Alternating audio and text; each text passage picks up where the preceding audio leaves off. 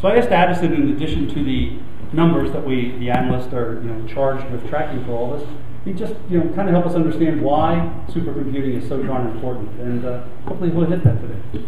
Well, I'll give it a try. I'm Addison Snell with Intersect360 Research. We're analysts in the HPC space, and as Mike said, we're asked to spend 5 minutes on why supercomputing is important to our everyday lives. Also on my team are Chris Willard and Laura Segerwall in the back there. Thanks for making it over from our reception in time. I appreciate that.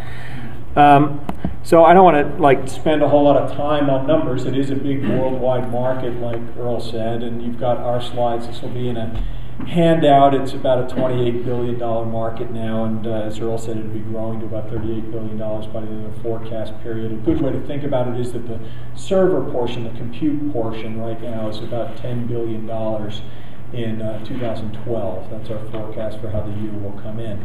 Now, we're tracking a lot of different use cases here. This show tracks a lot towards very high-end scientific academic research.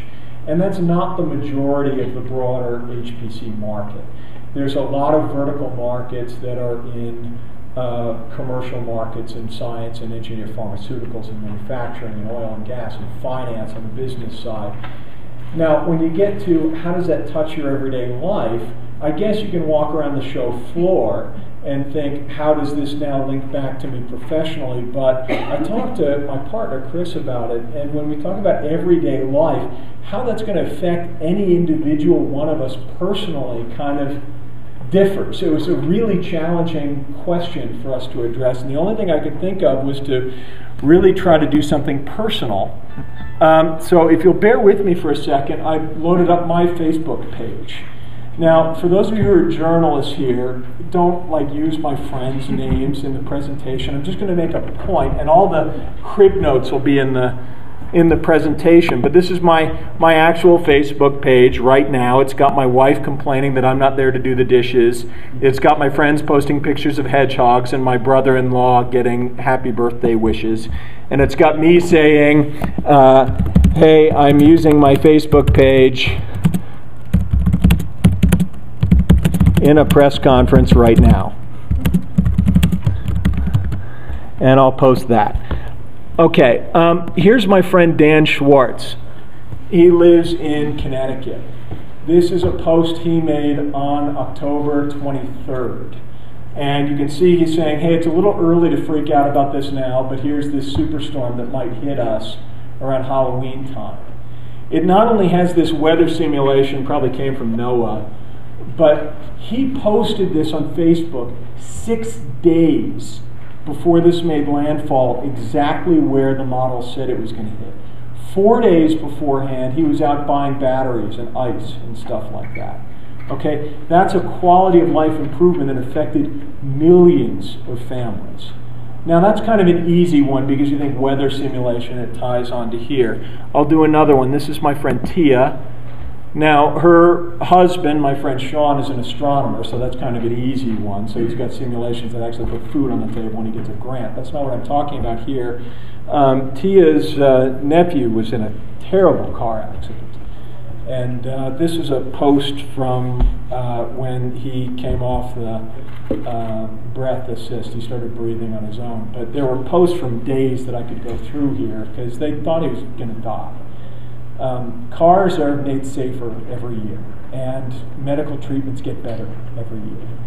HPC contributed to him surviving this car accident in a few different ways. This is my friend Peggy.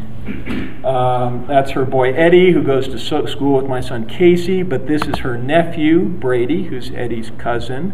You can see my wife says, aw. I say, aw, over here. He's cute. Brady has cystic fibrosis.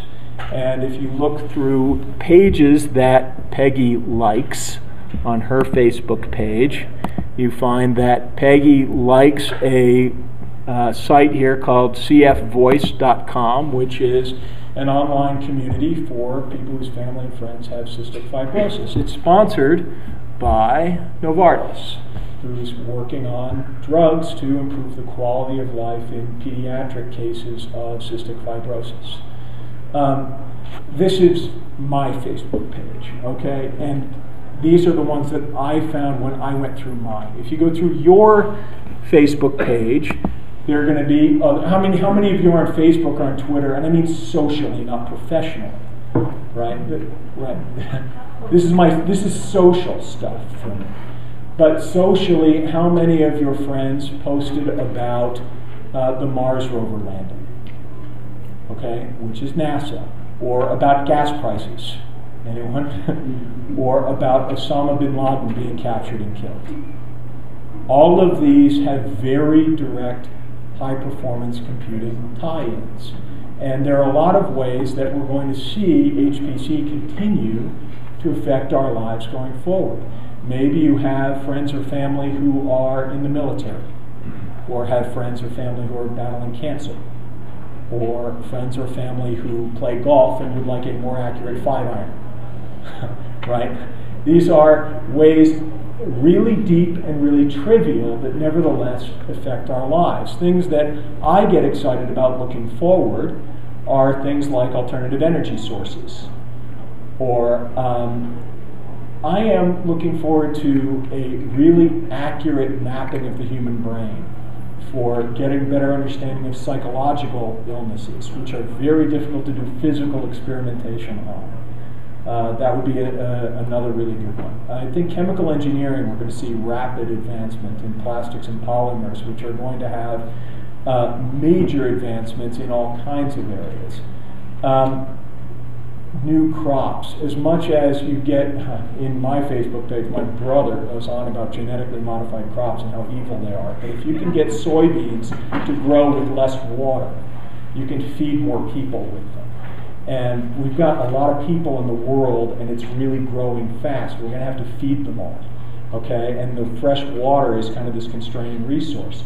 So that was kind of my 5-minute deal. I'll wrap up by saying we're tracking the industry in part by starting this HPC 500 leadership organization. This is not in any way to displace the top 500, which is marvelous, and heading into an important anniversary now. We're not ranking anybody, and it's not the top of anything. We're intentionally gathering 500 HPC using organizations from worldwide, all geographies, all vertical markets, all budget sizes up and down, to be demographically representative of what's going on in HPC innovation right now and going forward, because innovation does not always come from the world's most powerful supercomputer.